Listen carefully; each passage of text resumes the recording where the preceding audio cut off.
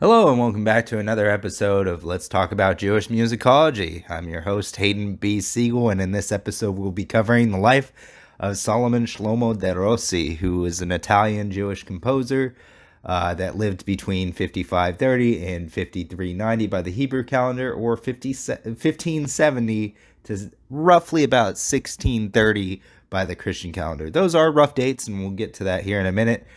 Just to begin with, though, if I sound a little bit weird, I'm just a little bit congested. I'm getting over a little bit of a cold.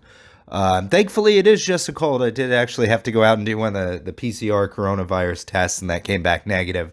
But it's actually a pretty long and funny story that I won't get into. But so yeah, anyway, in this episode, we're going to be covering somebody I talked about when I very first started doing this. Solomon Rossi here, who was just a very monumental figure in Jewish music history, if not just music history in general. Typically, though, he's not going to be somebody that you would learn about in traditional music courses like in college, if you go to college in the U.S. You may if you went to college in Italy for music. I'm not sure, to be honest with you, but he was a very important person, and I kind of stayed away from him for a while, just because he was so pivotal and important that I'm sure that there's probably somebody else that has done a video on him out there. I haven't personally gone to look for other YouTube videos, but I'm sure there might be someplace. You know what? Let's hold on. Okay, so yeah, just doing a quick YouTube search here. There is one other video, maybe a couple more on him. But this will be my attempt at it. He is a very predominant, extremely important figure when it comes to Jewish music in general, as well as generally just music of the Renaissance. So I wasn't very surprised that there'd be other works on him. But to give you basically a brief overview, I guess, of what we're going to be discussing here, is he was actually the person that made it, I guess, popular, or made it so that we could sing prayers or psalm melodies in synagogue. He was the driving force behind getting music lifted, or the prohibition against music in the synagogue lifted, which, again, I'll get into that a little bit later because it gets pretty detailed there. But he actually lived a pretty blessed life for a Jew, considering the time period they lived in. And so he's just all around a very influential and interesting figure. So I decided to finally break down and maybe do this little video on him. I hope you guys will enjoy. And without further ado, let's get into it. All right, so before we dive down into who Solomon de Rossi really was, I figured to give you kind of an idea of why it would be so hard to get dates on when this man published his work, as well as when he was born. These are estimated times, or estimated dates, I should say. That's why I'm not giving specific, the month of Tevet or something like that, is because this was during a very dark age for the Jewish people. Will say that he existed and lived. Really towards the tail end, maybe, of that. So what I mean by this is, for example, outside of Italy in what would have been 4860 or about 1100, in England, there was the Edict of Expulsion that sent Jews literally to swim the English Channel into France. And then after that, France kicked a bunch of Jews out as well, and then Spain did the same. There was the Spanish Inquisition, and then the English kicked us out again, and so on and so forth. And so it was the same thing in Italy, actually. There was an edict of expulsion in 5235, or that'd be 1475 by the Christian calendar, which forced the majority of the Jewish population out of Italy.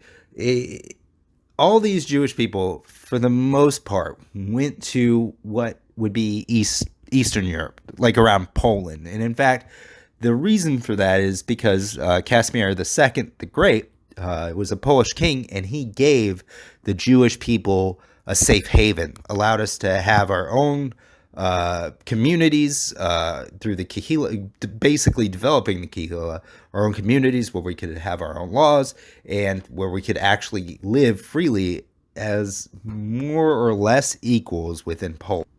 I'm not going to say as exactly like equals in Poland because, of course, the what's written into law and the reality of the situation are always going to be two separate things.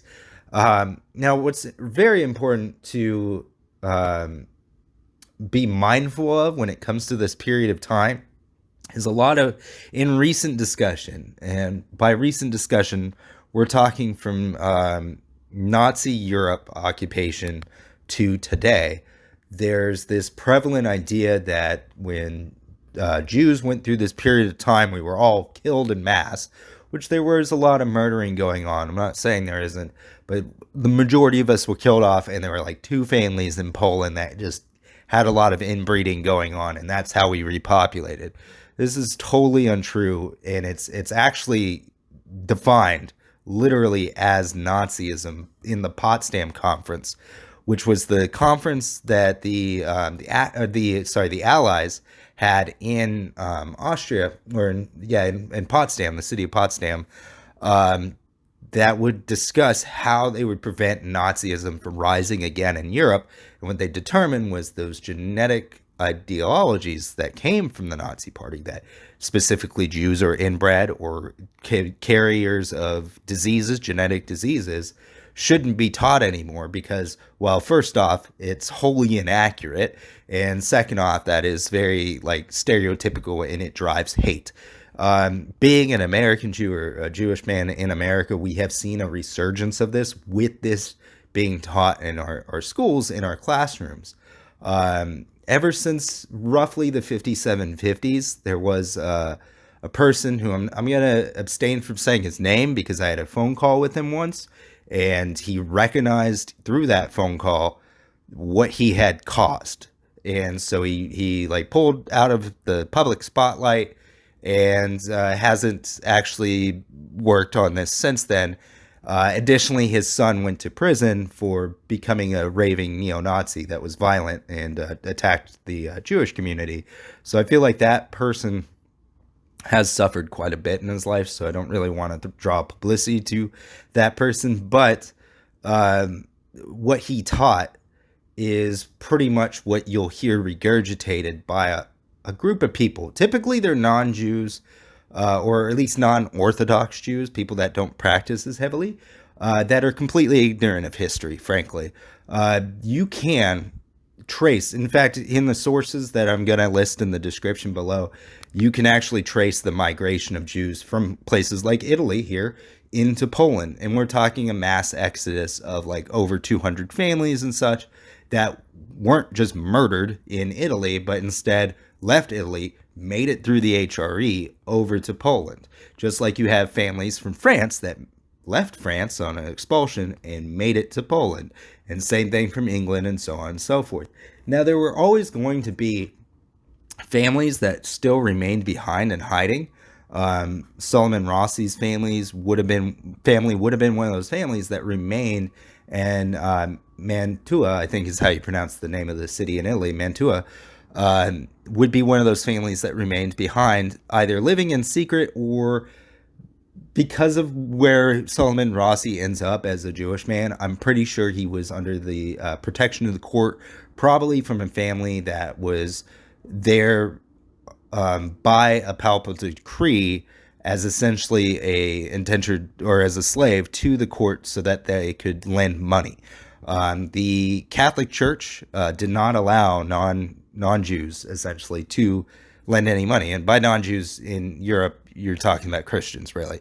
But they couldn't lend money at all because that would be seen as usury. So typically they would have a handful of Jewish families that they would use to lend that money. And then when the peasantry or some of the lower nobility got angry at them because they had to pay off those debts, then the church could always say, well, that Jew there is the person actually asking for the money. Go ahead and take it from him. And then that lower nobility or those peasantry would revolt and end up just robbing the Jewish people, burning their holdings and so on and so forth. And the debt would essentially, it wouldn't be forgiven, but it would come out of the pockets of the Jewish families that had really made a very meager living. One case where this is very particular is during the Spanish Inquisition. That's actually what caused the Spanish Inquisition, because the Jews of Spain had paid to live in Spain, paid the government protection, but because they were doing all the lending for the Spanish government and for the church, the peasantry saw them as the people to blame, right? So it's like the Jewish people were the greedy capitalists, right, in this history, but really they're just stuck. The Jewish people were just stuck in between a rock and a hard place, where the only way they can make money is as a lender, and they can't really make a whole big profit off of that. And then if the church decides to overextend itself or to call in debts, then now they have to be the ones that have to go collect on that debt. And that can be very difficult to do when you have a large uneducated populace that doesn't even realize that, hey, the money that Jewish guy came to lend you actually came from the Pope, and now the Pope is asking us to collect it. And as a Jewish person, you're just not going to be able to explain that to a peasant that literally probably can't even read. Even these lower nobles probably couldn't even read back then. So it's probably, I would say that that's probably the sort of family that Solomon Rossi may have come from, at least a generation before, a generation or two generations before. And the reason why I say a generation to two generations before he lived is because in 5337, which would be 1577 by the Christian calendar, which is just after he was born, there was a secondary papal decree that was issued, which allowed Jews to actually begin living in Italy again. And this papal decree actually made life a little bit easier. There was a previous, before the expulsion, there was a previous tax that was imposed upon the Jewish people of 2,000 ducats. This was reduced to 600 in 5337, or again, that's 1577 by the Christian calendar. So that also gives evidence, because again, there were always, even throughout these times of expulsion, going to be a limited number of Jews that would be kept in that country so that the church could still end up lending money to people. So those Jews that were kept in country would have to lend money, and then out of whatever they got, they would have to pay a tax of 2,000 ducats or be executed. And that was reduced to 600 in 5337 or 1577 by the Christian calendar. Also, at that point, they were required to begin wearing a yellow badge. They could not be full-time employees, and that not being full-time employees, that was pretty much a standard from even before this. And what I mean by this is, if you were going to have a Jew doing labor for you in Italy at that time, you would only pay them per day. You wouldn't pay them for like an entire month or anything like that. It was day-to-day living, literally. And then on top of that, they were also restricted to certain trades, and those trades would all be non-essential trades. So a Jewish person couldn't be a farmer, they couldn't be a cook, because food would be necessary, right? A Jewish person couldn't be something like, they couldn't make clothing, because you need clothing to survive, and so on and so forth. So instead, we became, at least in Italy especially, artists, because arts are not a trade, or not an essential trade. You know, you could be a great painter, and that's really nice, but you don't need a painting to survive. You don't need to see a play to survive. You don't really need to listen to music to survive. These are luxuries, right? So, and that probably did go to serve the stereotype of the, like, you know, ritzy, greedy Jewish banker or whatever in Europe, because not only were we restricted to just lending money, but we were restricted to trades where it looks like we were just spending money frivolously on non-important things, because we were restricted to working in only the arts. Or as scribes, we were also popular as scribes. Now, back in this day and age, literacy was not deemed as really an essential skill outside the Jewish community. Obviously, today we all know that literacy is pretty important, because it does distinguish a country from having a populace that can actually feed itself and progress, from a populace in a country that struggles to do that. And so, again, a lot of these people were pretty much illiterate. And actually, I just saw this movie called The Last Duel, which I thought was pretty decent. And in that, it shows this point perfectly. There's a noble knight who actually cannot read whatsoever, and he's in court against another knight that actually can read Latin and speak Latin. So even this late in the game, at 5330, in the late 1500s, by the Christian calendar, there's still predominantly illiterate Europe. So the couple of Jews that would have been able to survive in this environment and stay there without having to flee to places like Poland or the Eastern Europe or wherever, predominantly filled these less essential roles in society because that's all they could do.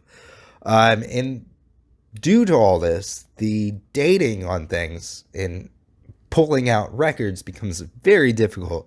If you look at the description and you can see all the references that I make there, I had to pull from a number of them just to get anything of value. And some of these references, or some of my sources, I wouldn't really say as all that valuable. Like, for example, I'm going to have one in there from the Jewish Virtual Library or My Jewish Learning. And I think that's actually a really awful site when it comes to legitimate Jewish knowledge and history. It's really not that great.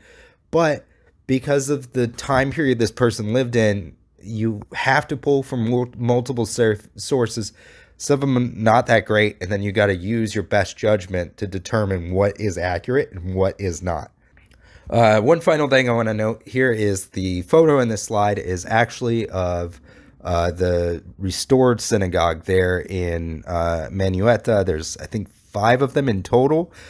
This is one of the couple of synagogues that actually survived the Holocaust. And it wasn't destroyed during the Holocaust. It was actually restored way before the Holocaust, just about 100 years or so after Solomon Rossi's life, in the 5500s, late 5500s, or the early 5600s, which would be the late 17 into early 1800s by the Christian calendar. It is a very beautiful synagogue. I've never been there and seen it. I've actually never been to Italy, but just looking at photos online, it's very, very beautiful inside. I decided to get an exterior photo of it, though, just because I thought it looked really nice from the exterior. And it does look quite a good deal different from other synagogues. Usually synagogues are very box-like in style or architecture, and you can definitely see that here, but there's also a lot of Italian influence in there. You can see that with the central column roof that's still got the nice arch in it. Definitely does not draw from Catholic or Christian sources where you'll see a lot of steeples or mostly triangular elements in architecture. There is still a lot of boxiness or squareness, which is very endearing to me because, again, that is traditionally how we build our buildings in Jewish life, is they're like boxes, and so I decided to go with that exterior photo. I just think it looks really great. So due to the limited information that there is available on this video, I'm not so much going to go into, I guess, who he was as an early adult and child. It's just really hard to get that information, but we can get what he actually published as well as what was written about him by predominantly the non-Jewish community, the Gentile community. So this one's going to go a little bit different, this video. And to touch on that, actually, there is some conflict out there. There's like one source that mentions that Solomon Rossi's father was a Jewish historian, but that was disproven by that historian's own journals. So, there really just isn't anything on his early childhood that I could find. If you found something, please reference it in the comments. I'd love to hear it. Like on all these videos, this is really just a learning process for me as well. I do enjoy doing this stuff, but I'm not all-knowing, and I'm only in my 30s, so I'm sure that there's somebody older and wiser than me out there. But here, as you'll see off to the right-hand side there, I've listed all the published works that he did for the court. Specifically, he worked for the Gonzaga court his entire life. His entire life, he lived in Manueta, Italy. He never left that portion of Italy ever. And so all these works he did for that court, and each one of them he was paid for individually. Again, as I said earlier, Jews weren't allowed to be fully employed or employed full time. So instead, he would publish a work, and then he would be provided some sort of payment. Now, in the photo there, it's the photo of Duke Vincenzo I, who was the person that actually employed Salomon Rossi primarily. If I remember correctly, that Duke does end up passing away and ends up getting replaced, but his replacement also ends up supporting Salomon Rossi or keeping him sort of more or less on the payroll. You can't really say on the payroll because, again, he was paid per diem. But he kept him at court. And I absolutely love these old photos of people from the Renaissance because, as you can see from the dress and attire outside the Jewish community at the time, they look like little turkeys. They got them little turkey legs and them big poofy pants and stuff. It's just hilarious. But yeah, so anyway, he was hired originally at a very early age. We're talking about 18. Which is, I guess that's not super early for somebody living back then, but that would be, to us today, pretty young. He was hired originally as a violinist, but later on he became a vocalist for the court, and then even later than that, he became the leader for all the Jewish ensembles that the court would host. And since Jews were primarily forced into roles of entertainment and artistry, the non-essentials, they were good orchestras back then that were primarily Jewish. So whenever they came through court, of course, Salomon Rossi would be the one that would lead them. And this had two very great effects on Salomon Rossi's life. First, by being in court, he was able to make connections with people outside of court, which I will cover here in just a minute. And by people outside of court, I mean like non-Jews from other countries and other duchies and so on and so forth that would end up becoming his patron. And then because he became the leader of all the Jewish ensembles, he had a extremely giant network of Jewish musicians that really benefited him more. And if you're looking at this, the published works they did at court, if you're seeing that list and you're going like, man, that's a lot of songs, just wait. The very end of this, I'm going to go through what he published in Hebrew, in actual Hebrew, and it's quite a bit It's quite a bit more lengthy than just this. But so, yeah, he was blessed to be able to survive and publish music during a time when like almost nobody else was. For those that have been watching these videos, when I did the Solomon Sulzer video, I've been trying to find more information on Solomon Heinrich, but have really not been able to find very much other than a couple of journal snippets. And that's because the great majority of us could not publish. This was a man that really was allowed to live on another level. He was allowed to live pretty much like a Gentile, which is just amazing for the period of time with all the anti-Semitism that was going on. We look at Adolf Hitler and the Nazi parties being the most anti-Semitic period of all European history, but this period of European history was just as bad, really. You've got Jews that were forced out of their countries that they lived in, limited to what they could work in. This is when the ghetto system was developed. There were ghettos in Europe long before Adolf Hitler took power. And so this was just the day-to-day life for them. And even in these extreme circumstances, it's wonderful to know that a couple of people, at least, were able to rise above all that persecution and do something, to make something of themselves. Sure, he was limited to just the arts, but even though he was limited to the arts, he still excelled at the arts. So that's something to keep in mind whenever you're thinking about Salomon Rossi.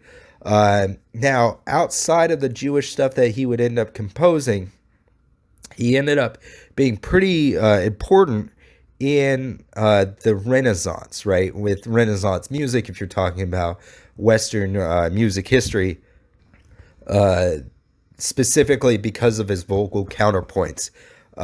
He was predominantly known for a series of compositions known as canzoettes, which are like light, not super serious vocal melodies for typically 4 to 5 voices. Sometimes you might get 3 voices, sometimes you might get up to 7 in there. But it was all vocals, and they were arranged in a not very serious, lighthearted manner. You weren't employing very difficult musical theory or musical ideas in those in the constanzas or consonants, sorry, that would make them very complex. They're just like light little hymns, basically. As well as those, he also was a pioneer in composing madrigals, which are vocal pieces, again arranged for 4 to 5 voices, but this time they're arranged with more elaborate musical narratives, such as counterpoint was very popular in the melodies, and these were also without instrumentation. So when we're talking about being influential outside the Jewish community, we're talking primarily of those pieces, those choral works that he would compose, and through those he would introduce some of the thematic narratives that you would identify with the Renaissance era of music when you're talking about Western musicology or Western music history, which completely ignores the Jewish side of things. But whenever we're talking about Jewish music or from the Jewish music history side of things, this was all pretty much stuff that was already being done, had been done for several hundred years. So a little bit more lackluster there. What he contributed to the Jewish side of things, we'll get to in a little bit. But he was a good deal more influential there, just because of the time he lived in, I want to say, but also due to his ability to be a genius in music. He was a very competent composer. Now, as I said earlier, he was a very lucky Jew to live the way he did. He did not have to wear the yellow badge that most Jews had to wear. I know so I backed this game in the Kickstarter. It was Kingdom Come Deliverance. And I think it's a very great game. A lot of people think the combat's a little bit clunky, but I still find it fun. And what I really loved about it was that it was very historic, and they have a journal entry in that game related to the Jewish people. And the people that published the game had no clue that this Jewish guy had backed their game in publication, but I wrote them this nice little letter after it came out, and I found the journal entry and all that. And there are actually Jewish NPCs in this game, if you look hard enough, that do appear. And the vice president of Warhorse Studios, which is the game manufacturer, was really nice. He actually made sure that I got the GOG version of the game instead of the Steam version, because I have been boycotting Steam for quite some time due to some anti-Semitism within Valve's headquarters. But it's just what that game highlighted, I guess, was this yellow badge.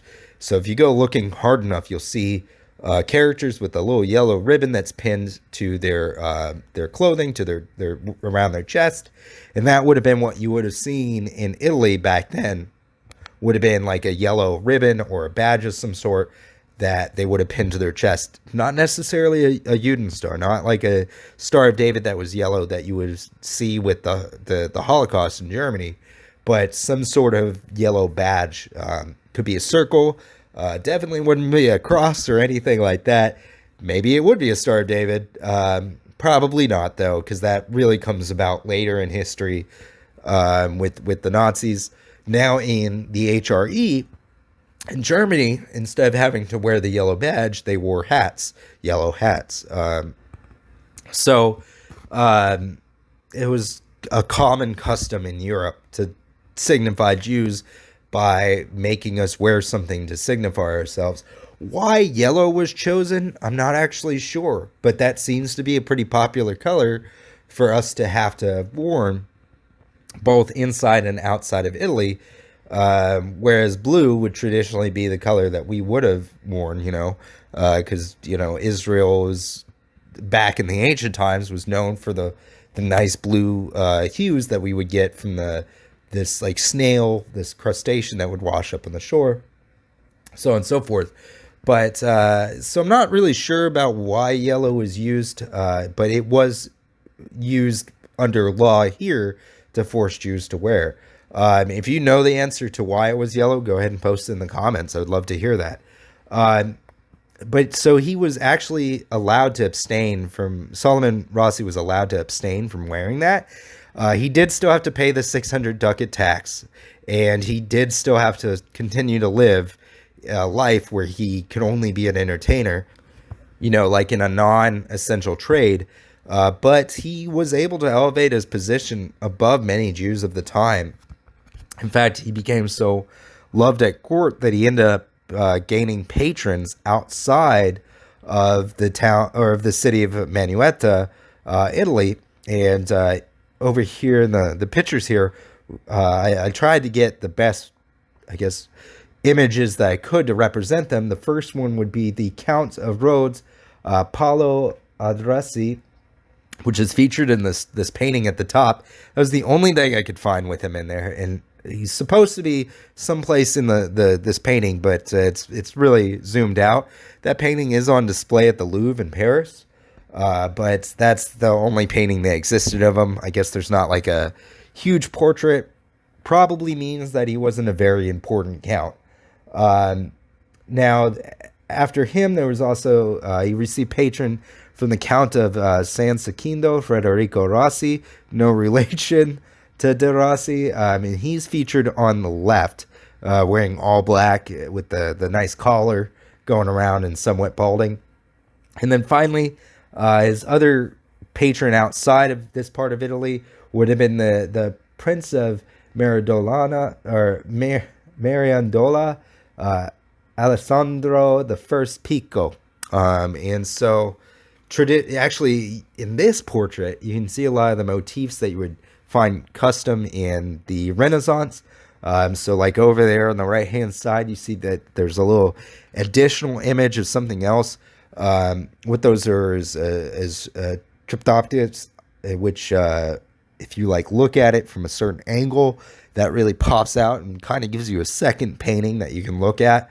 One of my favorite painters, Francis Bacon, is very famous for employing those. But so anyway, these additional patrons would go on to fund some of those pieces of music that we saw in the previous slide while he was at the court in Gonzaga. Now, again, Solomon Rossi never left the court of Gonzaga. As a Jew, his travel would have been extremely restricted. But while these people were at court, they would have met him and said, hey, this is a really great piece. I really liked how you did this. Can you compose something for me? And will you mail it to me? Just because he couldn't leave didn't mean that he couldn't use the post office. Well, not really the post office, because that didn't exist back then. But doesn't mean he couldn't write it down, compose it, and send it on over. One key call out to have here too is, even though we're in the Renaissance period of Western music, sheet music isn't an exact science, especially at this time. We're moving out of the Gregorian Chant period of Western musicology and into the Renaissance period. The Gregorian Chant was all gamut system, no defined notes, nothing was set in stone. Instead, you would have like raising and lowering lines to show that you go up and go down. The staff wasn't even like fully developed then. Into the Renaissance age, you start to see those developments really take root. And somebody like Solomon Rossi, who was born in the Jewish community, would have had an advantage when it comes to actually writing music. Not just playing music, but actually writing it, because in our tradition, we had several of these musical characters and ideas, these methods of translating musical concepts across a page for several more centuries at this point. The gamut was already done away with in the Jewish community almost 1,000 years before Solomon Rossi began composing. Whereas in the Christian community, which would form, this Western music style, Western musicology, it was only disappearing just now. So for him to, that may have actually also been a reason why he had patrons outside of Italy, because his music could be read by anyone. Whereas if you had taken a Christian composer at that same time, it would have been a hit and miss if somebody could have read their music without having ever lived or been to the part of whatever country they came from. So one really great example of this, and this is actually a later piece that I learned on double bass, on contrabass, is the Van Hall bass concerto. And that came out a good 100 years after Solomon Rossi was alive. But in that piece, there is the Viennese tuning. You're supposed to have a Viennese bass, and it should be tuned to the Viennese tuning, which isn't traditional bass tuning. It's a 5-string bass, first off, but it sits in the same registry as the regular contrabass, and it's got this really weird tuning that's like F, F sharp, D, A, F, if I remember correctly. Hold on. You know what? I'm going to check my notes on that. I got it written down in the piece of music. Hold on. Sorry about that little pause there. I just had to go dig out the Van Hall bass concerto for my bass gig bag. But actually, so I was a little bit off there. It's A, D, F sharp, A, with an additional F at the top if you need it, if it was the 5-string. So there is a 5 and 4-string Viennese bass. But that piece was actually written for the 5-string bass. And if you're familiar with the music at all, you're going, wait a second, aren't basses tuned in fourths and cellos in fifths? And that doesn't match either one of them. Because a D to an F sharp, that's a third right there. And then you've got an F sharp to an A, which is a, wait, what? Right? So it can be very confusing, right? That is the period of time that we're talking about, where nothing was really set in stone when it came to the development and practice of writing music. And in fact, every country at this time had its own key signatures, had its own, where's A sit, where's middle C sit? What's the Hertz calculation for that? So it's a very confusing time, but having somebody that was Jewish in your court that had been dealing with music or for centuries through his own community probably was a big benefit to them, because you had somebody that could actually write music and actually write it well enough that somebody someplace else could figure out what tuning they're talking about. How many hertz is my C going to sit at on a piano, and so on and so forth. Instead of just doing a gamut, something that just tells you, hey, play higher up here and lower down here without any exact tonalities, you had somebody that could define things exactly tonal wise, right? And this is very important when it comes to the development of, we'll say, Western or Christian music, Christian-centric music that we would traditionally learn about in musicology courses or music history courses. But it also becomes very important here later on, as we'll get into the next couple of slides, when it comes to Jewish music and the proliferation of our own musical traditions. So let's talk about his contributions to the Jewish community now, and who his we'll start that out with who his patrons were from the Jewish community. Most of his financial patronage came from this guy, Moses Salamon, who was a financier. I couldn't find any photos of Moses Salamon, go figure, being a Jew in Italy during this period. In fact, the slide at the beginning of this that features Solomon Rossi, the title slide, that's like the one painting I could really find of even him. However, I was able to find a photo of his other patron, who was Rabbi Leonardo de Moderna, who's featured in this photo. It's like a little stamp, and actually that stamp is on one of his manuscripts, where he describes his rabbinical stance for reincorporating music into Jewish services.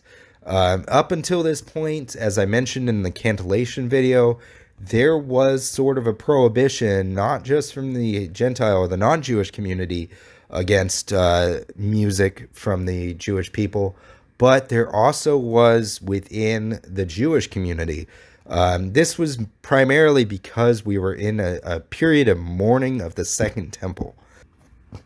And as I mentioned in the cantillation video, which I'm going to have to redo at some point, although this prohibition had already started to relax, it took several hundred years for it to fully relax. And at this point, we start to actually see a fundamental shift where music starts being sung again within the Jewish community, primarily because of Solomon Rossi and this rabbi, his support of Solomon Rossi's work. And even more to that point is, again, Solomon developed a very prolific network of Jewish connections by being the person that was the leader of their ensembles when they were in Italy. I'm talking about a very small community of Jews, most of whom were forced to flee at some point throughout their lives to Poland or someplace else, at which point they would have taken the music, the sheet music that Solomon Rossi had actually written for them abroad. And so, you know what, we'll put a pin in that and I'll get to it in the next couple of slides, because what he does for the proliferation of music as we know it today for our psalm melodies is just tremendous. While he was working in this, or while he was fundamentally supported by the Jewish community, of course, there were some naysayers out there. And during this period of time, it was almost like there was a lot of turmoil, because this is really the period of time that the Ashkenazim started to develop. Before this era of Jewish history, we'll say really between like 48, I guess. Yeah, like 48, 60, 40, the 4800s by the Hebrew calendar, or 1100 by the Christian calendar, all the way until, I guess we'll say like maybe 5400 by the Hebrew calendar, which would be like 1640, somewhere in there. The practices of the Ashkenanim were pretty much the practices of the Sephardi. It didn't really exist. So let's actually, to touch back on the whole spiel I gave earlier when I was talking about being able to trace Jewish people moving from all over Europe to Poland, what was, to somebody that actually studies history and understands history, will be a dead call out against the eugenics rhetoric of, hey, they're, everybody inbred in Eastern Europe, and that's how Jews ended up with like da-da-da-da-da. The tradition of the Ashkenazim, it's a tradition. So if you look at Jews from Iran, or Iranian Jews, they will read from a standing Torah. That's their tradition. If you're talking about Sephardic Jews, they will eat rice over Passover, whereas Ashkenazim will not eat rice or other grains, So it's a tradition thing that defines those, I guess, sub-religious ethnicities, that if you will. It's not like a genetic factor, right? So you could have a very light-skinned Mizrahi Jew. Mizrahi Jews are Jews that are traditionally seen as coming from Egypt, but you could have a blonde-haired, blue-eyed Jew from Egypt that, or in Germany even, that practices the traditions of the Mizrahim, because those were the traditions that were passed down by his family. Those monikers, those names for, like, whether you're Sephardic or whether you're Ashkenazi or whether you're Mizrahi or whatever, are really just signifiers of what traditions were passed down to you. What traditions do you keep? So a great example is within my family. I actually shared a photo just a couple minutes ago before starting this recording, as I was taking a little break, of my Rosh Hashanah dinner that I had this past year, the feast. And I have a really great recipe that's been passed down in my family for Moroccan fish stew that I use to make with the fish heads, because you're supposed to eat a fish head at the beginning of the new year to be ahead of the new year instead of at the tail. And if you've ever seen a fish head, it's not very appetizing. So what I'll do is I'll put in a stew, and then it, cooks down, and it doesn't look like a fish head, and it's actually something you can eat. That tradition of that stew is Moroccan, so it's a Sephardic tradition to eat that. But the Jews in my family that lived in Morocco were actually Ashkenazi. They practiced Ashkenazi traditions in Morocco, which is where the Sephardi are really typically seen as coming from. So there is some bit of a region based to that moniker, but primarily it's a tradition based, right? It's region based because that is primarily where those traditions were practiced, such as making the fish head stew in Morocco. Traditionally, that's practiced in the Sephardi community, which would be from Morocco. But my ancestors carried that recipe for that stew, as far as Belarusia, which is, staunchly in the Ashkenazi region of the Jewry. And for the most part, the family is mostly Ashkenazim, although we do have a couple of members that are Mizrahi, and we have a couple of members that are Babylonian, and a couple of members that are Sephardic. So, we get around. But what I'm trying to drive home, I guess, is that it's a tradition-based thing. In these last couple of points here on the slide, I'm actually going to talk about here in just a minute, because the next two slides are just going to have all the music that Salman Rushdie composed for the Jewish community. So as you can see here, we're already getting to a pretty long list of Jewish compositions. I'm not going to name them all off. You can pause the video, write them down if you want. I will have a list or a link to where I got his complete repertoire. But all these songs were completely composed in Hebrew. And we're not talking modern Hebrew either. We're talking this guy kept up with his ancient Hebrew and composed all this in actual Hebrew.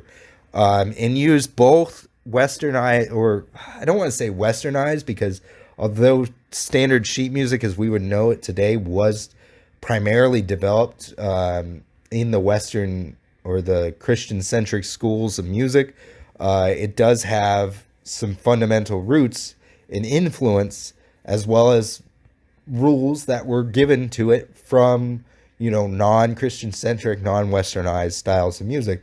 This is partially why I want to see within our schools a fundamental shift away from Christian-centric teaching of music history to a more elongated teaching of music history to incorporate things like Jewish music history, because we were very influential in providing those rules when it came to music theory and came to like how many staffs should be on a page, and where do notes go, and what does that symbol mean, and all that. But anyway, all these pieces of music he composed throughout his life, and he was extremely pivotal in developing the Ashkenazi tradition of music.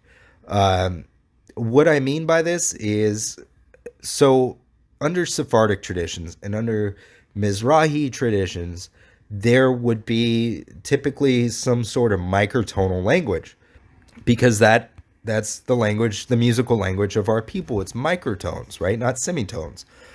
So you would have stuff that would be like, 3/4 flat or something like that in there.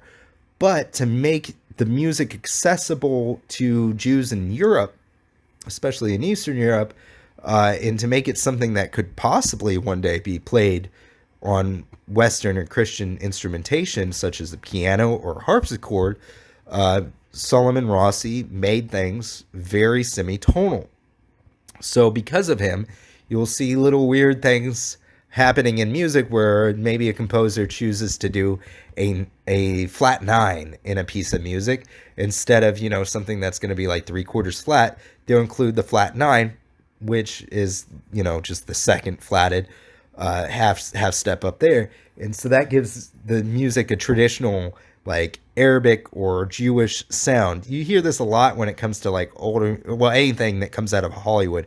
Any of the movies that you hear traditional like Arabic themes of music or maybe Jewish themes of music, Usually that's what they're doing. They're just adding a flat 9 in there, and that's like, oh, that makes it sound, somewhat Jewish or whatever. Like movies, we're talking about like Ten Commandments or something like that. Or if you're of a newer generation, my generation, maybe The Prince of Egypt, right, by Disney. So that element and that like significant icon in music to show that there's like this is a Jewish style of music or something like that came about because of Solomon Rossi. He realized he couldn't compose music like you can within the Mizrahi or the Sephardi communities for traditional instruments like the oud, because those just didn't exist in Europe. Nobody's going to keep Egyptian oud in Europe because they would have seen them as having a Turkish sympathy in the middle of this period of time in which the Crusades were going on, It just wouldn't be done. So instead, he had to adapt the music towards or to Christian-centric or Western instrumentation, such as, the harpsichord or the piano or even the church not the church organ. That'd be more so Solomon Susser. But he had to adapt the music to those modalities, right? And so for that, he was very influential when it came to creating the modes of music that we would use. Now, as I said earlier, when it came to Renaissance modes and what he was able to give to Christian or Western music or Christian-centric music within what's considered by them to be the Renaissance period of music, was his counterpoints and all that. That was already found quite heavily when it came to the psalm melodies found within the Sephardic traditions of music. But he would adapt all of those counterpoints to what would basically be the Christian-centric or Western music theories of the day.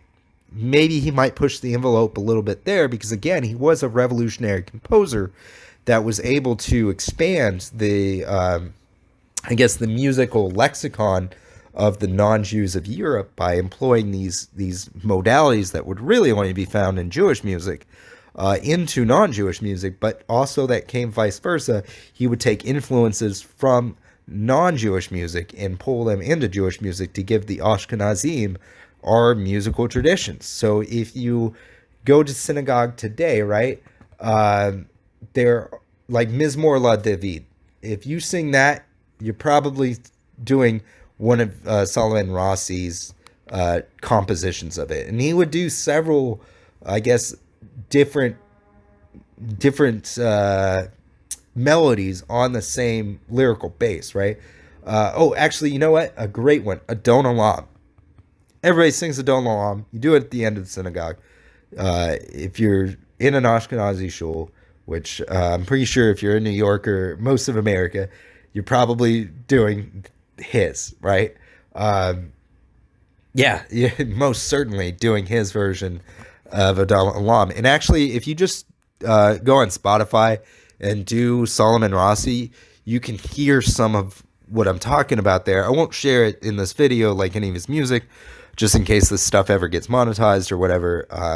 Really, I just don't want them to like silence the video because there's copyrighted music in there or something like that. Because I know Facebook will do that. I don't think YouTube does that, but I think they just demonetize it, which I don't care about the money. But nonetheless, go listen to it. You'll definitely hear, if you just Spotify him or even just do a Google search, even look on YouTube, you'll find his music there.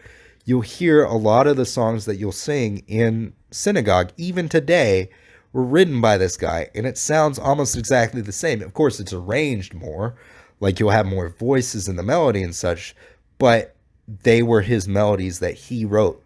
These were the melodic traditions that he gave us to this day. And as I said, I was going to have to do 2 slides for his Jewish compositions just because he did so much.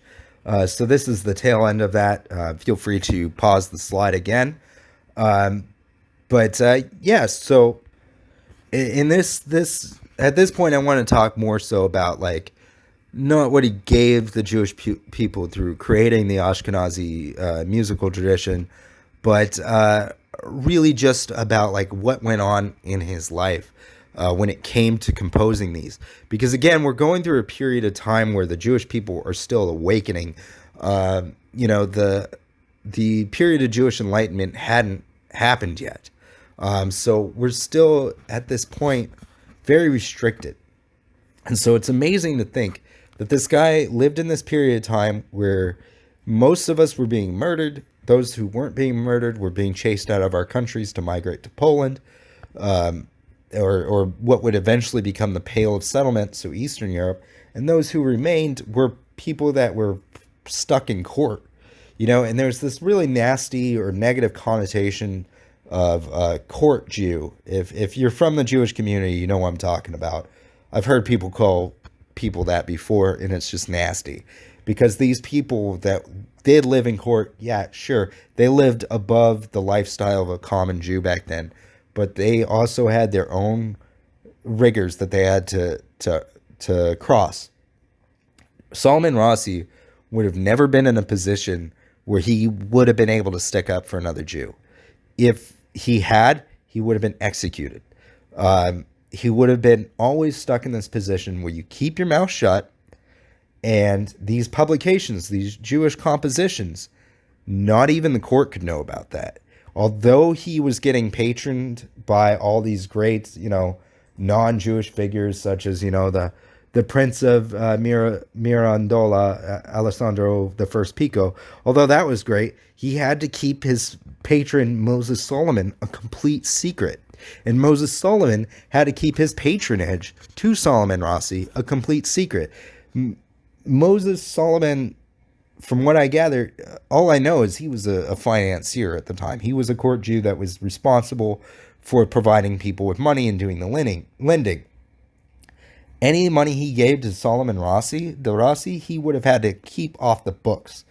And in a period of time when people are going to cry ushri, and the Pope would most certainly just throw the Jewish lender to the wolves, he was risking his neck to hide money from the Pope to give to Solomon Rossi to make it possible so that he could actually compose all of these songs, and so that he could, proliferate them and give them out. And on top of that, he would have used a Jewish printer, if he even had access to a Jewish print shop to actually print these. And that Jewish print shop would have had to have hid the fact that they were using paper supplies basically to print these pieces of music to distribute across Europe.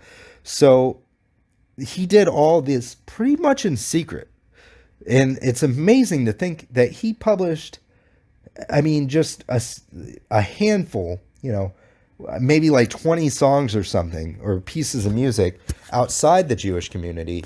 But then within the Jewish community, he published something like 50 to 100 or some odd. I'm not even going to count them.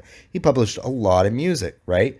And he did all that in secret. And I'm betting you the majority of these, I know there's a couple of manuscripts that I found online that were completely handwritten. So he would have handwritten each one of those for each musician in his ensemble in court, and he wouldn't have performed those pieces of music in court. He would have performed those within the Jewish community, which he got a rabbi back then to say, hey, it's okay for us to perform music. And that rabbi decided to allow him to do it because, first off, he couldn't actually find a halachic or prohibition within Jewish law against performing music, but also because that rabbi knew, look, we're reaching a new age. We've mourned the temple. We will continue to mourn the temple. Tish B'Av isn't going away, but this allows us to have our own culture. This allows us to continue to be a people, even in the diaspora. And if my friend Solomon de Rossi is going to go out of his way to secretly compose all these pieces of music, then as a rabbi, the least I can do is stick my neck out, go out on a limb for my friend, And so it's a very important thing to really conceptualize too. In my experience, especially when it comes to the Aliyah, I met some really awesome rabbis that were willing to stick their neck out there and do something for me. But I've also met some rabbis who are very cold people that wouldn't. And the ones that do stick their necks out there and do reach out to their communities and will go the extra mile for their communities, those are the rabbis that get remembered. Those are the rabbis that people care about, and those are the rabbis that God blesses. But those that don't may seem like they're doing okay for a while, but I guarantee you every single one of those people ends up going through like just the worst tragic things possible or something. I don't know. I've just seen bad things happen to those people, right? So it's just like very, very important to remember that as a Jewish person, we are a community, even though we may disagree with each other, even though something may not sit right with something, we should always be willing to at least try to do something for one another in order to preserve the community rather than just ourselves. If, the Rabbi Moderna, if he hadn't have done that, then we would not have the psalm melodies, the music, the prayers that we do today in the Ashkenazi tradition. Nobody would be singing Adon Olam. What we would be doing is still reciting it. Back then, people didn't, like, in this period of time, or up to this period of time, really, people didn't sing these prayers. There was no singing. You would recite them. I mentioned it, I think, in the Cantillation video, or maybe it was in the video on the Hazenu. If you're a practitioner of Islam, if you're a Muslim, then they have their own way of reciting the Quran, and it's not sung. They do a rhythmic-based, monotone repetition of it, which is kind of cool. I think that's actually it's interesting, right? But within Judaism, we are very much a musical people. The Torah is written with musical notation inside of it, right? And so to have imposed a prohibition that took that away from us as a signal of mourning, to show that we were mourning the destruction of the Second Temple, is very significant, right?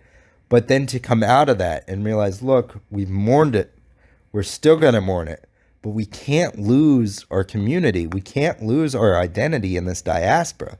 We can't be a monotone people, because if we do, then in the future, there wouldn't be a Jewish community. There wouldn't be a Jewish culture.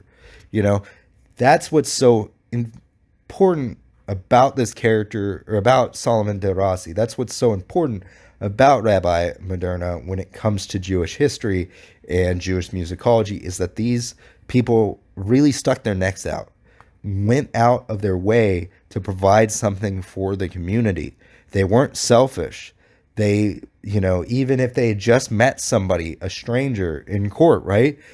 Salamon de Rossi would not have been the person to put a stumbling block before the blind. He would have removed it and made the path smooth for the blind. He would have actually gone out of his way probably to meet somebody that would have been new to the region and try and help them, integrate into the Jewish community, because there weren't very many of us at that period of time in this region. Most had fled. And even in the new region, when they get to Poland or to the Pale settlement, we find the same thing there, because everybody was just trying to survive, and we just wanted to keep a community together. We wanted to keep our culture and our traditions alive in this time of great persecution, when it seemed like the winds of this monumental change, when things went from, 5330 to all of a sudden 1570 by the Christian calendar, that was a wind of change, and it was trying to blow out the menorah, but through people like Salamon Rossi, it didn't. That flame stuck through all that wind, and it burned brighter because of it.